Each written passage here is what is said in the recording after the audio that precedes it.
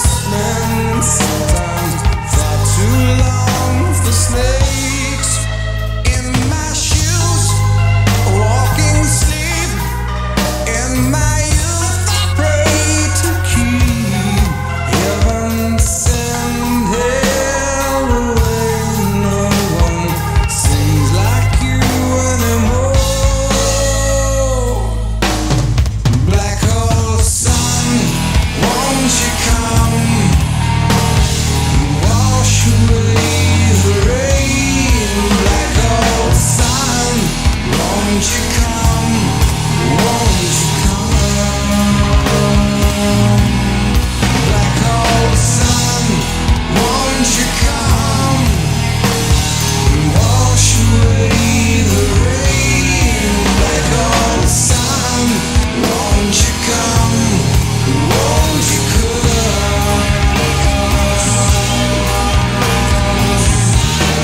Won't you come? Won't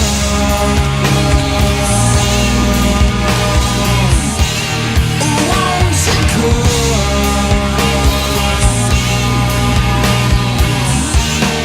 Won't you come?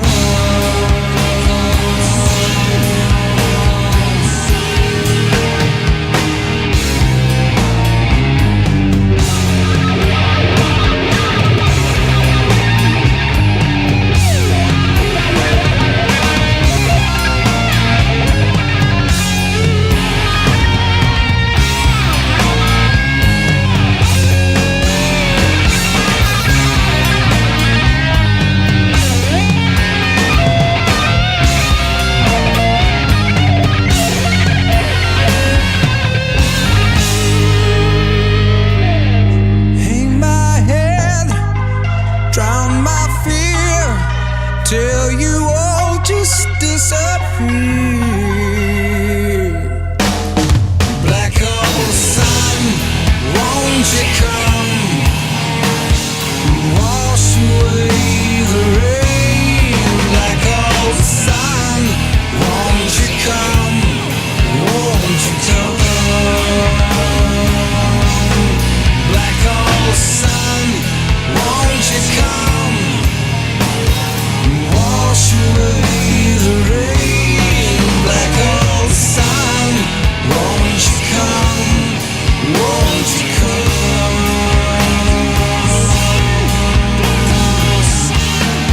Won't you come? Won't you come?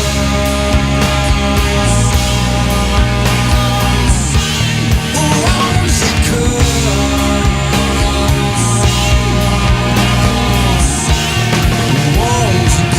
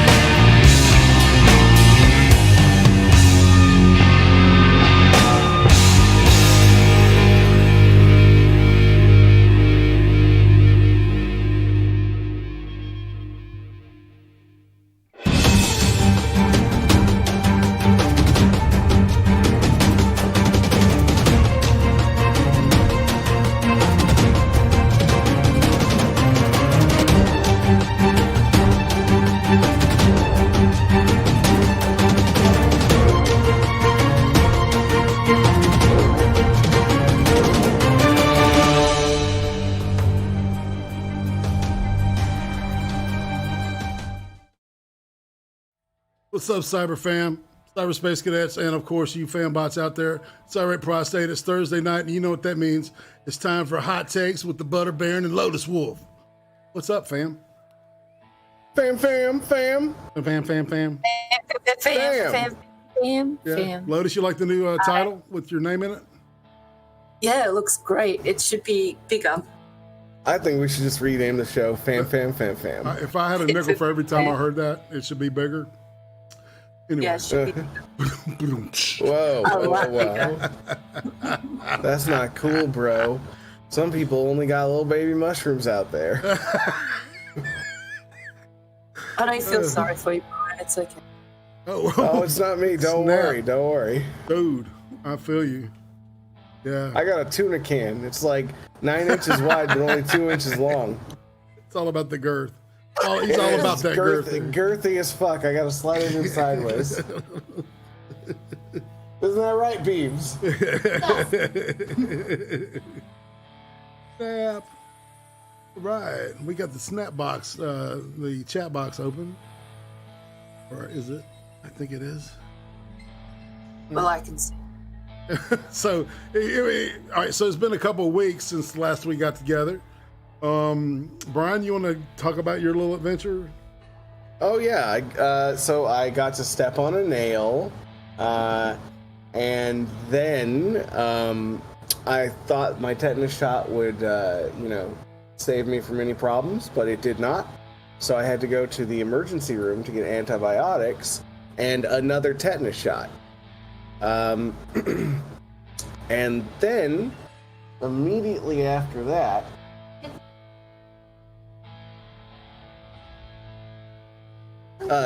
Yeah.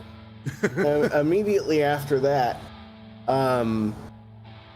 I had to go to the dentist. I scheduled an emergency appointment, and they canceled on me because they didn't have any COVID tests. And then they scheduled an appointment for me the next week, and when I got there, they didn't test me. Okay. So, amazing couple of weeks. So if you go to a dentist or anything, you've got to get tested for COVID first. Yeah, any hospital, anything like that, you've got to go get tested. That's wackadoodle. I guess because they got to figure out where to put you, huh? Pretty much. They want to make sure that nobody comes in that has it, because they're kind of, medical personnel. Yeah, that kind of makes sense, actually. Yeah. When you think about it. Mm-hmm. Well, shit, y'all. How about Lotus? How you been? Talk about. Same shit, different day. It's just nothing. Yeah. I've just been watching the riots and the, just all that kind of shit, crazy shit that's happening in the USA. Yeah, no doubt. No doubt. It's like it's not. I wouldn't call it entertainment, but it's like a curiosity for sure. Yeah, some of it's entertaining, when they run from the gas. Did you see that video? Man, when that neighborhood like fucking jumped these people in a fucking ditch and just whipped the shit out of them. Yeah, because it was they were trying to tear the flag up and shit. Yeah, that's pretty cool. Anyway, it's we're still under COOF quarantine here in the United States. It's today is August 13th, 2020. So if you're listening to this as a recording, that's why we're talking about this shit, y'all. Okay? And y'all. Yeah, all right. So we left off with the leftovers at season 1, and now we've got seasons 2 and 3 to talk about. Who wants to start off? I guess we can go to the to our happy page with the slides going by. Most of this stuff is just season 1 stuff, so I don't want to. I guess we'll end up not doxing it. We'll end up out of it anyway, spoiling it. Yeah, trying to go in order. Yeah. So season 2 has a really interesting opening. In Texas. There's a, what is it? The town is called Charming or Jordan. It's Jordan, Texas. Jordan, Texas. It's Miracle, isn't it? Well, the name of all right, so here's the deal. The people in that town, nobody disappeared when the 2% left, okay? That whole town, nobody was affected, right? And so the government turned it into like a park. Yeah. And you had to pay to get in. and it was like an exhibit. It was almost like a drive-through zoo kind of situation, right? Because because of the novelty of the deal. As a matter of fact, what's her name? Steven Tyler's daughter, Liv Tyler, had gone there previously, and this is a year later from the show, from the first season. Yeah, the first season, kind of has its own ending, obviously, and it's just that everything is in chaos and everyone's fighting and destroying everything, and most of the living remnant get kind of attacked throughout the end of that. So that was a pretty epic ending to a first season. Yeah. I thought the first season was probably the best out of all of them to me. Yeah. I think definitely in the second season they went and did way more symbolism. It was obviously naming the town Jarden, and then sort of having like the Luddites on the outside of the city, the camp members, Right. and the how they have what is that called, where they lock your head and arms up in the pieces of wood? Oh yeah, stock. Yeah. Stockade. Yes, they have a stockade out there, and everything. They do their sins or some shit. They Yeah. atone for their sins. It's almost it's kind of like a Sodom and Gomorrah, though. Like, it's clearly a bastardization of all these different religions that they have pulled together in that one area. So Well, and it opens up with this guy that's like reading people's handprints and kind of telling their fortune, right? And then this guy comes in who ends up being another protagonist in the story. Is a new guy. He's an African American dude, and he gets his hand done, and then he comes back and beats the dude up, and it burns his house down. It says about his fortune. Too, I think that also sets him off. He's like, yeah, bullshit, I'm going to burn this fuck. Yeah, he said something bad's going to happen. Yeah, exactly. Not good, dude. And then he got paranoid, about everything that was going to kill him. Right. But he's put his hand in the food processor thing, wherever it is. Yeah. oh yeah. He started doing it, and his son ended up doing it. Well, obviously you can tell that so that guy that burns down the house of the occult member, if you will,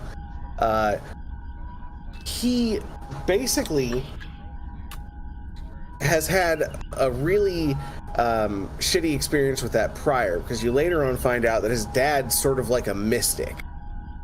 Right. In that season. Yeah. And I thought that was a sort of a cool concept that they made this guy that lived inside, a national park called Miracle, that anytime he saw a fucking miracle, he was like, miracles don't happen here, and then fucking destroyed it. Yeah, it was definitely a weird reaction that he has, right? It's absolutely a weird reaction. Later on, he ends up being like all for all this shit, once the dude got. Well, yeah, and then all right. So what happens is that these 3 high school girls go missing. It's like they disappeared like the 2% did. Well, there was an earthquake prior to that, and there was an earthquake right before that, exactly. Yeah. And when we see the empty car, and we also see over the Kevin, the main character from the first season, is buck naked in what used to be a creek, but obviously the earth had opened up and swallowed all the water, because he had like tied a rope and tied the end of the rope to a cinder block and had thrown that into water. So he was drowning himself. He was committing suicide. And so that sets up kind of his story and that and the arguments later on of that about him being a special person, right? Almost messianic, if not straight out messianic, right? Yes. Yeah, the father of one of the children, which is that John guy, he started accusing him of murdering the kids or whatever because they found his hand after, you know. Because in town, everyone had to do their handprint because they found a muddy handprint on the car, and it was that Kevin. Is that his name, Kevin? Yeah, Kevin, the bearded guy. Yeah. Yeah, the main actor. Yeah, so Kevin he put his Garvey. hand on the car to see what was happening, and he forgot to wipe it off, I guess. So yeah, it's the same as, you know, like where I've watched this. There's just so many different things going on, and it can get really confusing with watching it. Right. I think that's because each episode is an hour long, right? Yeah. So essentially, every episode is its own movie, or half a movie. And that's really true of, specifically, there's an episode of the priest that is not Sarah, Kevin's wife. Yeah. So Kevin's wife's brother is the priest. Nora. And there's a whole entire episode on how he's, you know, in his bed, living in this like shanty hut that's behind somebody's house or under somebody's house, and his wife wakes up, they have sex, he's very happy, they go to bed, he wakes up the next day and she's still in the coma. She's back in the still in a coma. Yeah, Not comatose, catatonic, yes. Coma again. Well, not coma, yeah. Catatonic. Yeah, she's catatonic. Catatonic. So Shit.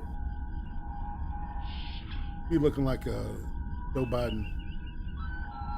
Kind of looking. yeah, Deluxe 24/7. Yeah, it's on HBO. It's on all the forms of HBO. Yes. And honestly, I really would recommend the entire series. It's quite good. There you are now. Corn Pop was a bad dude. Just remember that.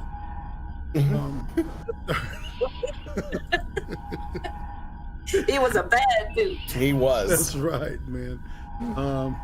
You know, but all right. So, all right. So we talk about the next door neighbor. All right, which is the black guy that burnt the dude's house down at the beginning. He had done time in prison for attempted murder, right? And what we come to learn is that he tried to kill his own father, because his father believed in miracles and you know, believed in special things, right? And at some point, he convinces Kevin that he has to die. Yes, that is the greatest point. Yeah. And they're talking about it. He gives him something to drink, and he drops dead right there. And he said, well, yeah, he's got his grandson is supposed to, you know, revive him, right? He doesn't do that. He buries him.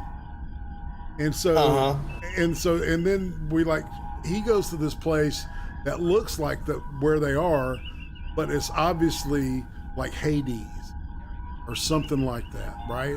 It's like the Jehovah's Witness version of hell. Limbo. Yeah. Limbo. Yeah. I think it's better than maybe limbo or purgatory. So and what he has to do is he has to lose. He's doing all this to get rid of that woman's ghost, Patty, who, by the way, is tormenting him the entire time, just fucking with his head. It's great. She's excellent. The man. entire that actress time is so good, man. Dude, amazing. That actress is amazing. Yeah. she's the one out of what's it called? Something Tales, that feminist movie they brought out. TV show. Oh yeah. Handmaid's Tale. Yeah, Handmaid's. Tale. Yeah, she's in that. Yeah, Uzi's into that more than I am, but it's not bad at all. I don't know. I can only handle so much woke shit nowadays. You know what I'm saying? I'm just. Oh, okay. So, Woke days. yeah. So, all right. So these three girls have gone missing, and there's all this conjecture what happened. Kevin's dead, and you know he's in wherever he is, and then there's like a part where he like plays a spy and he has to kill Nora, and then he wakes up and he undigs himself out, so he comes back from the dead, literally. And this thus begins the book of Kevin, which is so the preacher during all this time had been trying to appeal to these lost people on the outskirts of town that can't get in to the amusement park because they don't have enough money or whatever. And what he did was he ended up going into the stockade, and he replaced the person that was in there, and he wouldn't come down. And they started following him because of his sacrifice. And so you can tell that he's starting to get some kind of thing going on, and he's been writing about Kevin. Yes. Some people speculated he was modeled after one of the prophets. Oh, the actor, the character. The character, yeah. Or like the Apostle John. Maybe? Yeah, John of Patmos, Saint John of Patmos. Yeah. Yes. Yeah. Yes. Absolutely. Born again Catholic here, recovering Catholic. and then also the rising from the dead of Kevin Garvey, the main character. I wanted to mention it was 3 days that he was dead. Yeah, no shit. Yeah, I didn't. Yeah. All right. It's so weird. Like sometimes you sort of think, oh yeah, they're all just crazy, and then there is all this miracle shit that's happening, but there's also all this psychological shit that's happening at the same time. Right. It's beautiful. So it's hard to know whether it's true shit or they're just delusional. Yeah, I mean, remember. Go ahead. See, that's the whole, like, it's the concept of faith, right? Is that some of this shit is so unbelievable that you could tell whoever you wanted to tell, and there's no way. But if you have faith in it and believe in the part that you're playing, then you have it is your truth, essentially, right? And it's sort of funny because they tie all of this in with a little bit of quantum physics at some point. And obviously in season 3 we're not going to talk about that yet, but they do tie a lot more quantum physics into it. Yeah, if you're interested in that, you can read a book called The Dancing Woolly Masters by Gary Zukov, where he gets into spirituality and subatomic theory and shit, which is one of my favorite books. Well, so they make reference to that. Yeah. Psychologically, emotionally, spiritually, scientifically, it's all intertwined. It's like what they're saying is that all of life is intertwined, whether or not you like it. Quantum entanglement. It's literally what it is, right? Yeah. So it's really funny because, you know, obviously the people that have faith, some of them believe this rigid set, but they can't, you know, it's not a contradictory belief. It is a complementary belief in this reality, because it's not just true of this or just true of that. They're both true at the same time.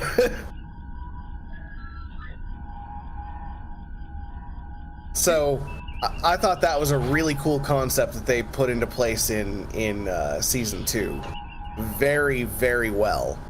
And then obviously, like Lotus was saying, there are like 3 storylines going on at the same time in season 2. Well, and, so you've got and Nora's storyline is almost like she is almost coming off like she is fucking Lucifer, a Luciferian kind of deal, where she's not angry, but it's just she happens to be around bad stuff that happens, right? And it seems to kind of follow her for some reason, and I think that I'm not positive, but that's what I was thinking, that we're trying to make them, because they're opposites, right? Kevin, the woke Messiah dude, and then Nora, who's the unwilling participant, the science, the denier, right? Exactly. And in the end, she goes to science. She leaves faith completely. Yes. Yeah, she went more scientific route. I can see where you might think she's Luciferian. I thought she was more like a Lilith, which is sort of in the same vein. Yeah, exactly. Yeah, definitely a malevolent type character. Yeah, no, exactly. I'm with you on that, dude. Yeah, especially with she essentially eats the apple. Now, that portion is blending for me between season 2 and 3. At what point does she eat the apple? At the end of season 2 or the beginning of season 3? I'm sure it's the end of season 2. You see, that's what I thought. Yeah. Yeah, actually, it's right before the end of season 2, isn't it? Right, and all this culminates. Liv Tyler shows back up in the GR. What were they called? The something. Oh fuck. The Remnant. The guilty remnant. Yeah, The guilty remnant. Yeah. Guilty remnant. All right. So remember, they had pulled like a kind of a terrorist thing in that town. The year before, with putting clothes on all these copies of all the people that disappeared. Sex dolls of those people. Well, yeah. That's basically what they were. They were very realistic. Put it that way. And once again, the guilty remnant have another thing planned. We find out, because we find out in episode 9 of the second year that the girls are not gone. They became members of the guilty remnant, and they've been hidden by by Liv Tyler's character, the leader. And and they all smoke. It's like they wear white and they smoke. I don't understand the symbology, but it reminds me of the Black Sabbath Heaven and Hell album cover, the angels smoking cigarettes and playing poker. Well, yeah. So that's what they're supposed to be. They're supposed to be angels, and hence the season finale. If you want to go ahead and talk about that. So all right, so they pull up on this bridge with this it's a small kind of trailer. I want to call it, what do they call it, silver something caravan? Kind of like, what? Yeah, like a little caravan. Yeah, it's a little caravan. They call them silver somethings here. Okay. Yeah, maybe our awesome chat. Call them a camper van or something where we are. I think. Camper van. Camper Van Beethoven. A good band from the 80s. Never heard of them. All right, so there's this small small trailer, a 2-person, that's like a really itty bitty 2-person trailer, and Liv Tyler says that it's full of C14 or C4, I think it's what they said, but they were using some other block bridge, more or less. Yeah, and so the idea was that they were gonna, commit another act of terror and blow shit up. And what they did was they just revealed that the girls weren't dead. And while the whole town was freaking out on that, at the end, they just flood the town. They thought that Kevin killed the girls, and that's why John, which is the father of one of the daughters, the main daughter, right, that got kidnapped or whatever, or taken into the Guilty Remnant, he shoots Kevin at the pet store. That's right. With the dog. And Kevin doesn't die, and that freaks him out. Yeah. Right. So when it culminates, it just allows all the people that were outside to flood into the town, or to the park, right? On a park. The Miracle Park.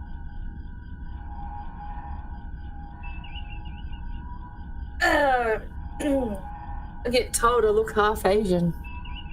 Yep, you're half Asian now. I'm half Asian. You look half Asian? She's your favorite Aussie Asian. There are a lot of Hapas in Aussie land, right? Not uncommon, is it? No, it's very common. Yeah, because I remember when you were running around telling everybody you were sugar tits and shit. People. Classic Lotus troll. I've got to be put on some good live streams. No doubt. All right, so that takes us into year 3.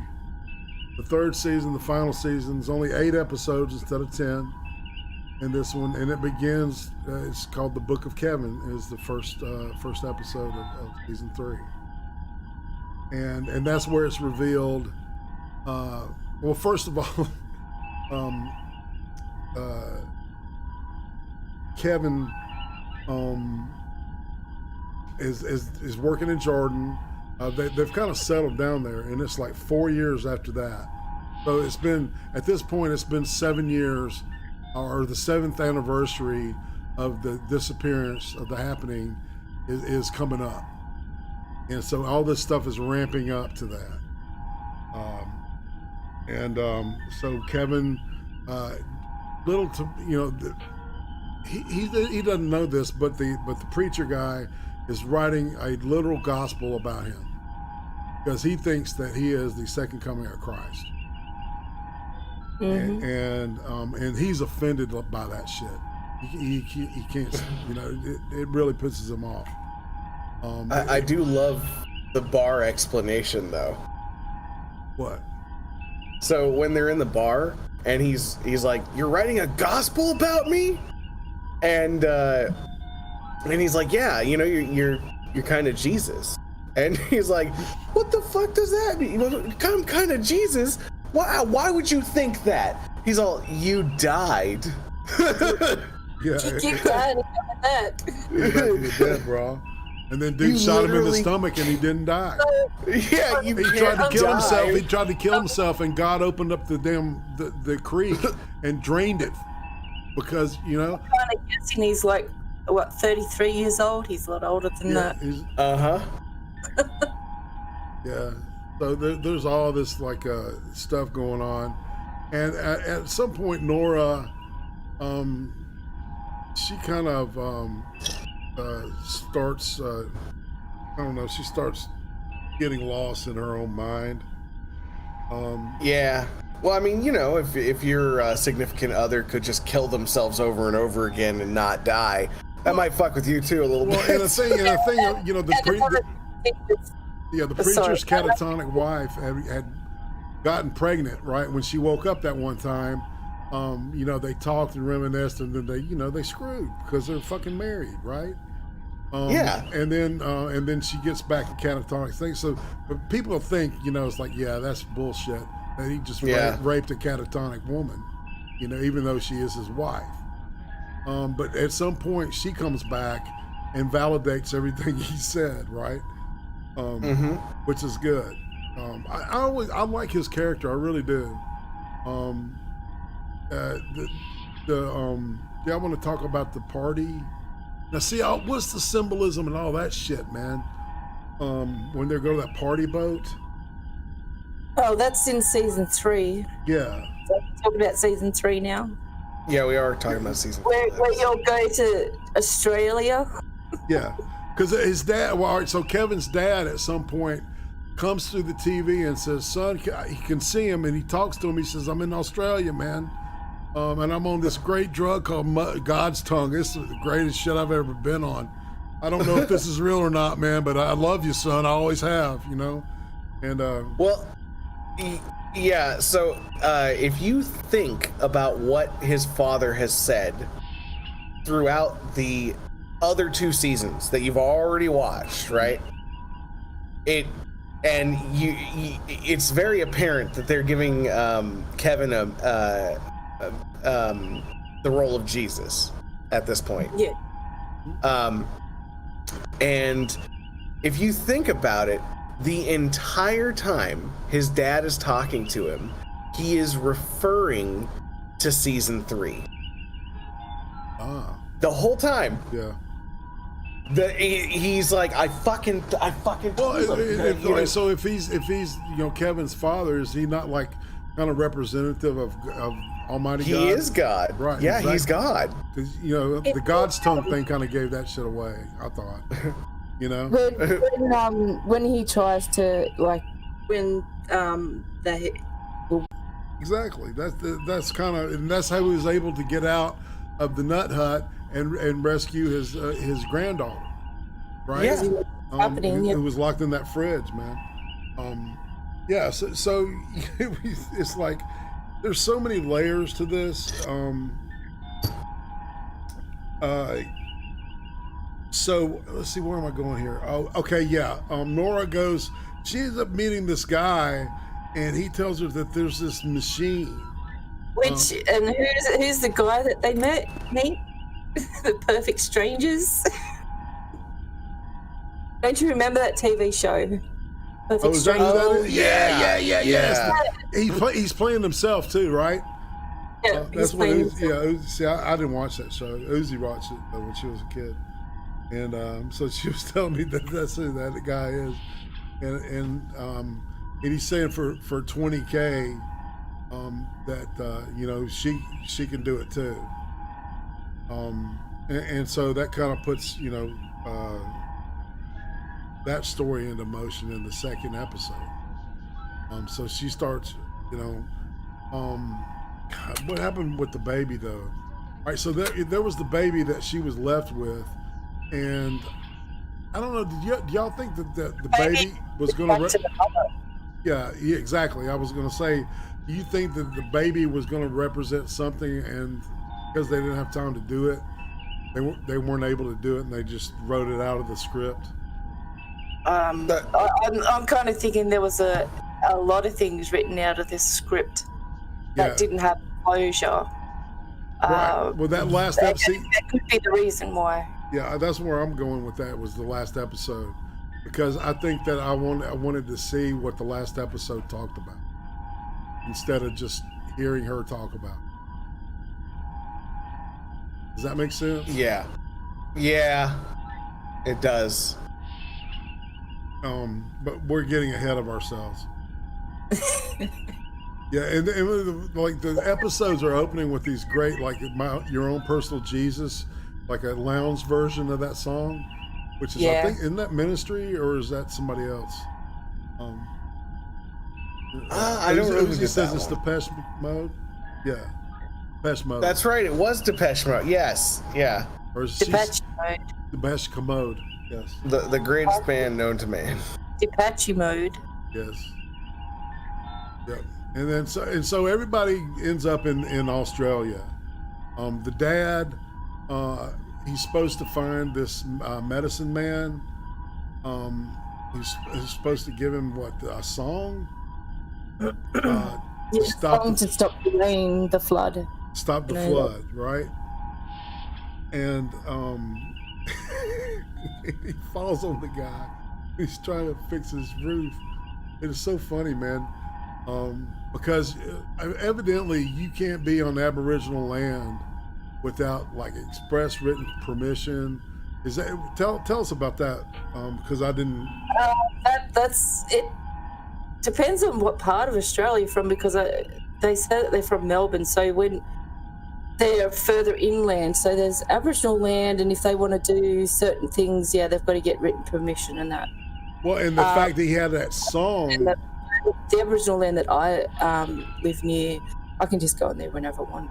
Well, is it illegal to own like Aboriginal songs or magical totemic type stuff? Because their medicine men are called what's clever men, right? The clever man. Yeah, you've got to.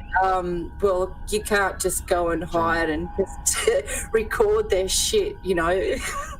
That's sort of stolen stuff because it's their stories and shit. Right, exactly. That's and their whole way of expressing themselves is through art and stuff. It's very creative, very cool. Yeah. What I found funny about that is when she was carrying on, like, the redhead chick, like she's a well-known actress in Australia, but she was saying, oh, you stole, you started stealing, appropriating their culture, doing the dances and everything. Right. And then he points over to the snake. Oh yeah, I know the snake, me. That's my totem. That's what Kevin's father was saying. That's my totem, is a snake and stuff. She goes, yeah, I did that artwork myself, and I'm thinking, isn't she doing the exact thing that he was doing? Exactly, man. Yeah. Just thinking that. I caught that too.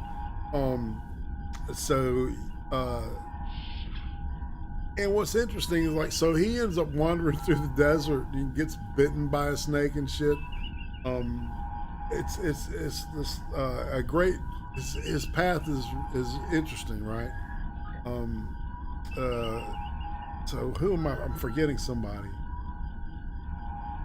So the preacher guy's wife ends up going back to the United States because he's just too obsessed with this gospel, new gospel, and she thinks it's bullshit, and so does Kevin. Kevin thinks it's. So all right, so they end up on this cruise, and I'm trying to figure out what this is supposed to be. I think, all right, I was telling Uzi, it reminded me of there's a section in the Bible right after, right when Moses goes and gets the 10 Commandments off of the mountain, when he's up there receiving the commandments. There's a period of time that passes by, and the former slaves decide to start worshiping a golden calf, right? And then when Moses sees this, Moses casts the 10 Commandments down, the earth opens up and swallows them. And they were having this huge orgy party thing. And that's kind of what this party boat reminded me of. Just people having no direction, and all they want to do is, fuck and, eat, vomit, get drunk, and, fuck some more, like ancient Rome. I don't know what. Sounds like a good time. Just non-stop sitting. Yeah. It was the story is that there was this is the story of the people in the boat while they worship this lion. Lion, yeah. There was all these female lions at this park in America somewhere, and they had this nice young looking lion, and none of the female lions would mate with this nice young lion. And then they found this old 90-year-old lion almost dead, so they decided to put him in the park so he could live out his days wonderfully. And then he ended up he knocked all the bitches up. Having sex with all the female lions. Yeah. So that's the story, I guess. Right. And that's why they revered the lion, and they had the lion on the boat with them, which is interesting because at the end the lion ends up getting out and eating somebody. Eating which I thought was symbolic too. Wasn't it Rupert the lion or something? Yeah, something Rupert, like that. Yeah. It's a lion cult. Yeah. And there's this guy on the boat pretending to be God, and he throws someone overboard, and the preacher sees it and jumps in looking for this guy that's overboard, and then they get him, and then no one believes him, and then he decides to tie up the guy who thinks he's God. Yeah, that dude ends up playing like 3 parts. He was the guy on the bridge when Kevin died and went across the bridge into the Neverworld or wherever he went. You know, he was talking to him, trying to tempt him, and so I was wondering if he was representative of Satan. And he was in the first season too, and I can't remember who he played, but it's the same actor. I checked it out.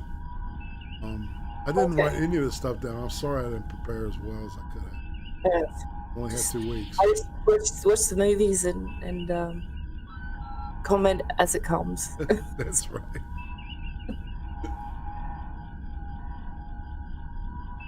So Nora ends up finding these people. There's a little litmus test for whether you can go across and go supposedly where all the 2% went, right? And the litmus test is something about killing a baby. All right, so you have two twins. You have a set of twins, and you have to kill one of them because he's going to grow up and end up killing 1 million people. So by killing one baby, you save 1 million people. And Nora, everybody says no, I can't kill a baby. I just can't do that. I thought it was about curing cancer. Yeah, it was going to cure cancer. That's what it is. Yeah. Yeah. If you killed a baby to cure cancer, would you do it? Right. Okay, that's the question. I screwed it up. Yeah, no, that's all right. It's the same sort of thing anyway.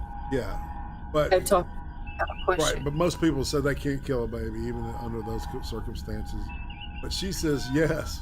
And they're like, "You're done." And we don't need you no more. We're gone. yeah, and they drop her off, and she sees who she thinks is one of the people from the town, and it ends up that she's been hallucinating that person's face. I don't know why. Was it him? Yeah. Wasn't it Kevin that was hallucinating? Yep, he was hallucinating too. Yeah. Well, and then there's all right. So when she goes, they finally let her get in the machine, and she disappears, right? And so we don't know what happens to her. And during that time,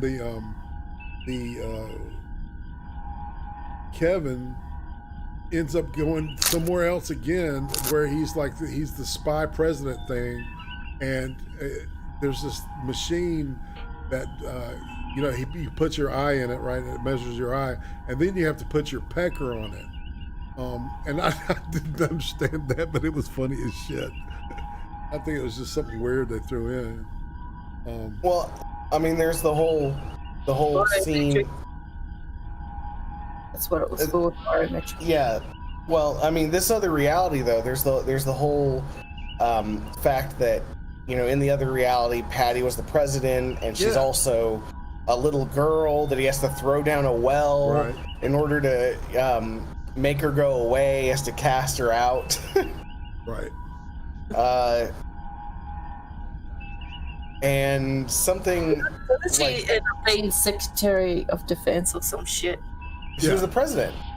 No, he was the president. The last one, he ended up being. Right. Yeah, she was the Secretary of Defense. Secretary of Defense, and that was supposed to be a Hillary reference. He was the president, but he was also an assassin, so he was like twin. Yeah. Two different. So yeah. Someone to do good and so. And one had the key under his heart, I'm guessing. Yeah. That would let the bombs off to destroy that world, I guess. That world that they are in. Right, the nukes. Yeah. Which was interesting because later on at the end, he ends up having to have a pacemaker in his heart, the same area where the key was. Right. Yeah. Yeah. The key to life is his heart or something, I don't know, like, or the key to destruction is the heart, I don't know. Like, it's just all these different types of messages for the same thing too, you know, like, for instance, you know, taking, because I was half expecting a heart to come out of that guy's, of his chest, but it was a key, you know, but that's still a key to the heart. Right. And he destroys it, you know, destroys the... Well, but the key to the heart requires sacrifice. Says two Kevins realized their regret for the way they handled Nora. And Patty and the president, Kevin, watch the nuclear apocalypse as Kevin returns to the world of the living, where rain has stopped, implying that there never was a flood to begin with, and that the prophecy was false. Right? But he stops it. Yeah. He does stop the rain. Right, Like exactly. He does stop the rain or not. Well, he had to die again, if you think about it. He died that was the last time he could come back too, wasn't it? Yeah. He said he doesn't want to come here again. Mm-hmm. And then, so this brings us to the final episode, and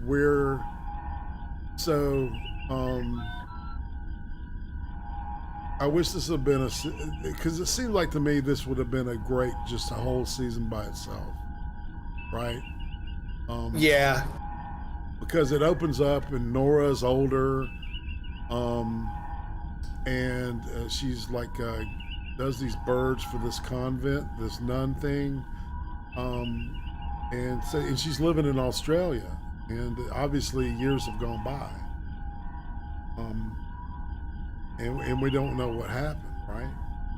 And so she meets Kevin at this dance, and he recognizes her, but he does, you know, but it's like a slight recognition. And the makeup on, he looked great, dude. He literally looked like he was older. Aged them up, yeah. Yeah, they did a really good job on that. But what happened was first he took a photo around, like he went around taking with a photo trying to look for her, and then he came up none, and then she's like, no, I've never seen him before, but what he could see in her eyes that he had seen her before. She had seen Nora before, so, and then he went up to her house and asked her to go out for a dance, and then he said because the first time they met was at the school, and that was the last time they met because he wanted a clean straight slate with her, something like that. Right. Which is all this weird lovey-dovey shit that they were doing in this show. Well, and then he tells her that he thought she had crossed over, and then she tells him that she had. Yeah, and she ended up where everybody else was. And what it is, it's like there was two worlds that split apart, and on that world, everybody had disappeared from them. So 2% of the people were left, with 98% of the people gone. Yeah. And so they were fucking devastated. And man, I wanted to know what that looked like, man. That was a big reveal, because I kind of had an idea, but I thought that what was happening is that because when you seen her in Nora in season 2, when she was old, where you just see what the fuck is this part of it, of the thing where she's old in season 2, and then they explained why in season 3, but I forgot what the fuck I'm saying, but anyway. But to me, I thought that they were the 2% that they went all through time and space, but they didn't. They just kind of like split realms or something, 2 different dimensions or something like that. It was a parallel Earth. Yeah. Which, that was interesting. Right, and I think that's kind of what the explanation is, but I also think that it's a spiritual plane, right, of existence. Well, so the explanation is that there are 2 Earths, that quantum physics can tell you why they can tell you what happened, but not why it happened, right? Right. And the answer really is that it was the decision of God. It was essentially him pulling his faithful flock. Like it says in Revelation. They asked the question, why did you do it? And he says, because I can. You know, the guy on the boat that said that he was God. The preacher asked him, why did you send them away? And he said, because I can. Yep. Because he's God. Yeah, which is a very Old Testament kind of thing, kind of God thing.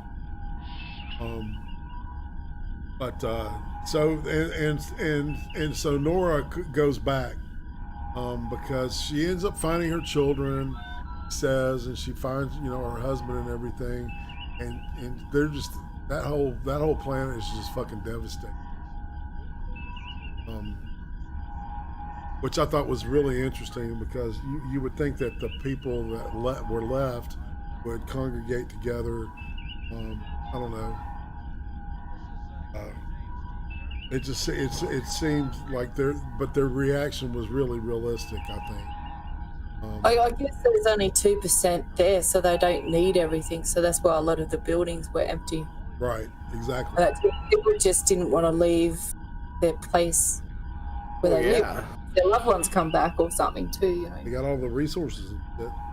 But there's nobody to fly jets and shit. Yeah, they fly jets. Just, I mean, think about America, right? We have 324 million people here, and if only 2% of them just existed here all of a sudden, and 98% just disappeared, do you know how much open space that would be? That would be a lot, dude. A lot. In some remote parts of the country, I think there just wouldn't be anyone other than like one person for hundreds of miles. Didn't she say when Nora left, went to the other place, she, went to another place in Australia and there was no one there whatsoever. No one in any of the towns, and she had to take a long trip by boat back to America. Right. Mm-hmm. Her home, because there was just nothing here in Australia. There's no one. They all gone. So everyone's few and far between, so... Well, remember, Australia wasn't affected in the original 2% thing because of where it was located. Yeah, but it happened the day, like, what she said is that it's supposed to happen on the 14th, right? But in Australia, it happened on the 15th. Because, yeah, it happened in Australia too. Oh, okay. Yeah. Except that lady that Kevin's father meets, she thought that her kids had gone. But they hadn't. They hadn't. They thought that she had gone, and so they started walking through the desert. Died. Oof. Yeah, that's what happened, and that's why they asked because they were all found, but with no shoes. That's right. Yes. And they never got an explanation about the shoes. They just said, check this out, y'all. They didn't have any shoes on. Yale scientists restore brain function. That, but it means something. Yeah, I was muted in Discord. But I just saw something. It says Yale scientists restore brain function to 32 clinically dead pigs on a website called The Big Thing. So, what an odd occurrence to have that pop up right now. Interesting. You can't fix what happens on the other side, can you? Oh, this parallel Earth keeps getting weirder and weirder, man. Maybe we are the 2%. I don't know. Oof. It's a crazy fucking world. Maybe we're all dead in purgatory or some shit, We're living that life. Dude, that would explain a lot, I would think. You know what I'm saying? Yeah. I'd say, it would be more living in the world where they go when they die. Fucking 2%. So, all right, so if you're Nora, would you come back or would you stay? I'll probably come back.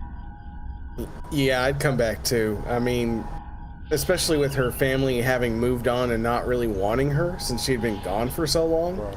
7 years. Mm-hmm.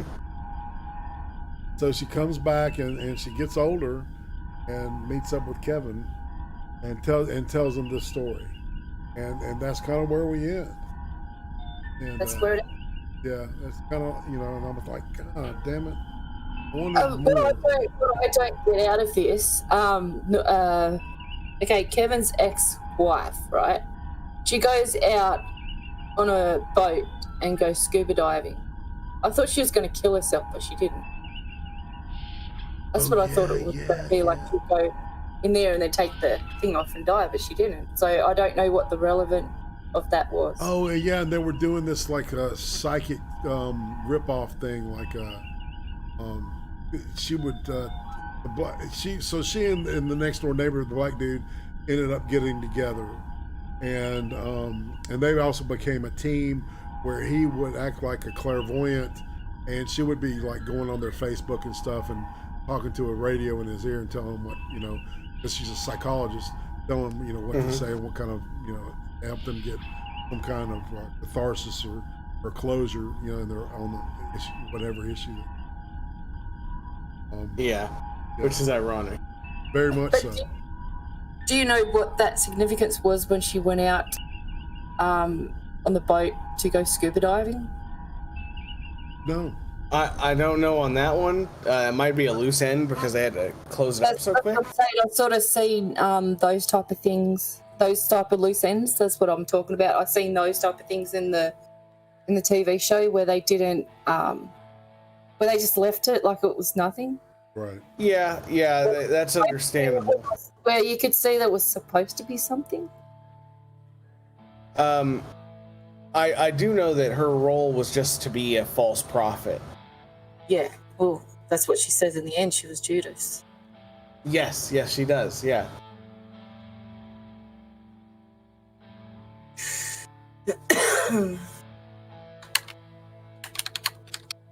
Well, I mean, do we want to do our 1 to 10 ratings? Sure. Miss Lotus Wolf? I say an 8 for both of them. It's, you know, number 1 was pretty good at, you know, and just the reason why I'm giving it an 8 with the other 2 is because, yeah, to me, they've left a lot out of it because I guess they had to cut it short. And what happened, there was a lot of just empty space, which you say in the show, where it just dragged on and there was like no significance for anything of it, where they could have used that to close off some of the things, you know, about the baby, Right. or about her scuba diving or some shit, you know, those type of things. Right. So the baby was a loose end because that baby was supposed to be born for some reason, but then they, you know. Well, the baby's actually explained in season 1 and 2. It's the Antichrist, the son of Lucifer.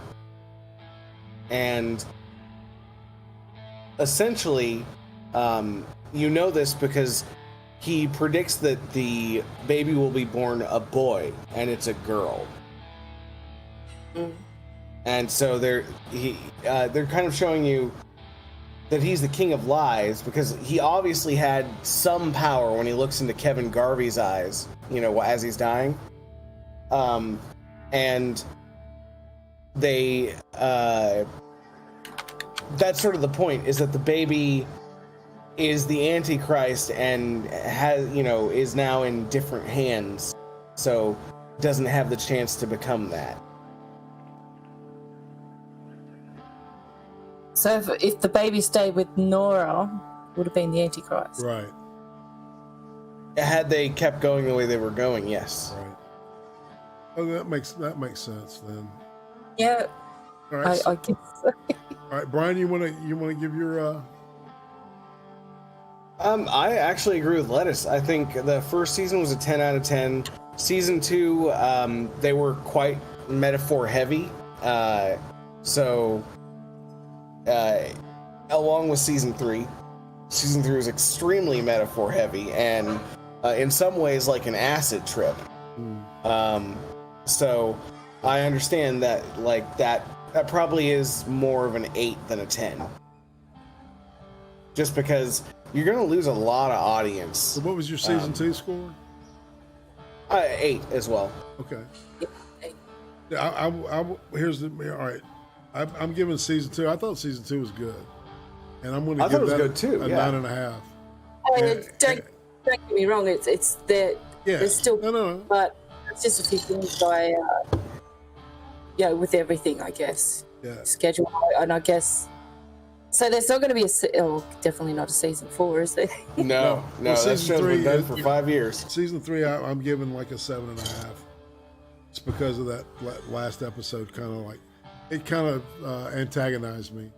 It didn't piss me off, but it was like, God damn, I think to me in the end, it kind of symbolized a love story. I don't know.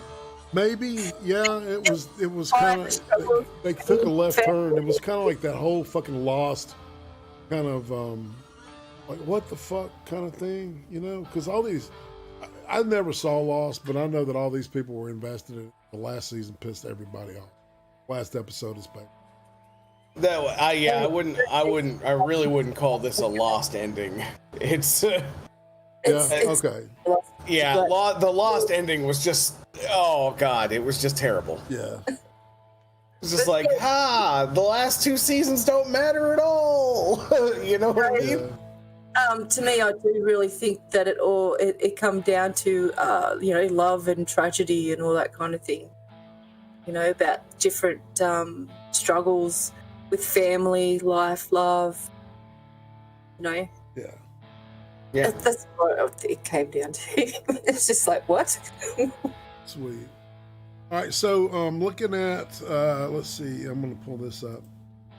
And there you go. So we're going to, next week, we're going to be looking at a video called Tiny Creatures. Here's a tease.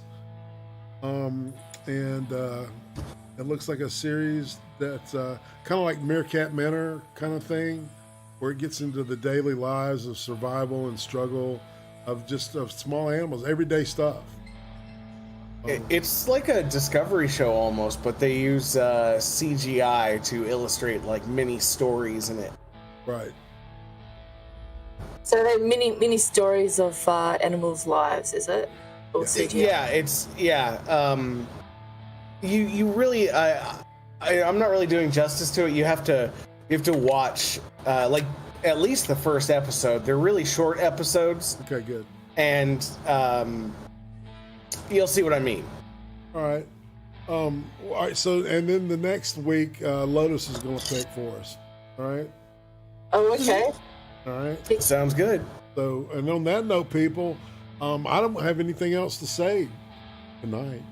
Yeah, I'm good. All right, well, kill her. Oh, what the fuck am I gonna pick? Oh shit! You got 2 weeks. You got 2 weeks. Just chill. You'll be all right. You got a week actually. Trying to make you feel better. And on that note, I'm saying goodbye. So, say goodbye, everybody. Bye, everybody. Bye, fam. Bye. Every week on Friday, midnight Eastern, the Cream Stream, the weekly world news for YouTube. Sundays, 5 p.m. Eastern, the ice cream interviews. Fascinating people, fascinating people. Thursdays, 9 p.m. Eastern. Hot takes with the Butter Baron. Watching horrible shit so you don't have to. Subscribe to Irate Prostate now. Thanks, y'all. Come by tomorrow night for the Cream Stream, and on Sunday I'll be talking with